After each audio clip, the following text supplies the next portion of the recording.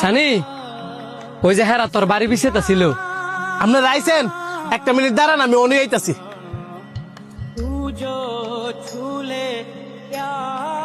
নেন ভাই বোন। এই লোকটা কি আপনার কাছের কেউ? হ, সমস্যা নাই। হ্যাঁ, আমার আপন স্বাস্থ্য ভাই। তাইলে ঠিক আছে।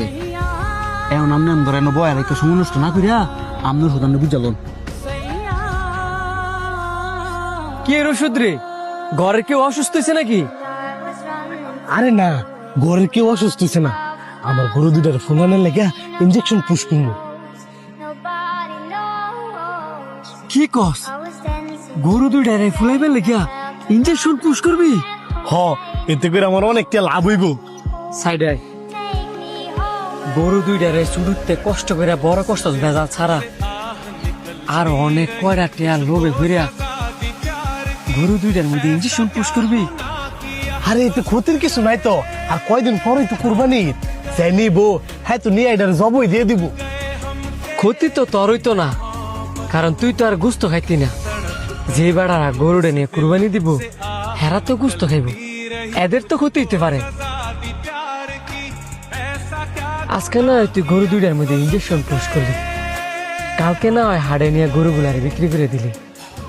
কিন্তু যে বেড়ারা গরুটা কিনে নিব, এদের আগের দিন বা 2 দিন আগে যদি গরুটা মারা যায়, এই ফাবের বাগিদার তো তুই হবি।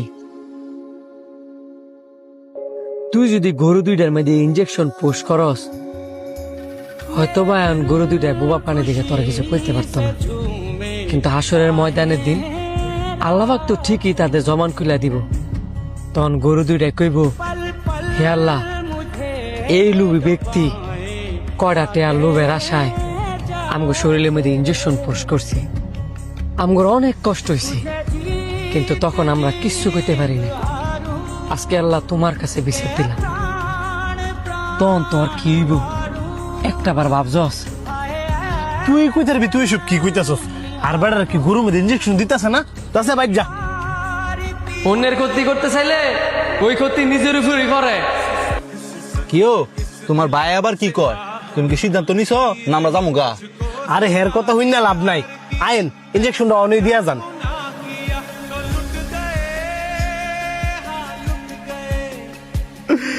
আল্লাহ, আমি না দুটা লুবি করছিলাম, এই কারণে তুমি আমার এমনি নিঃস্ব বানাই দিবা।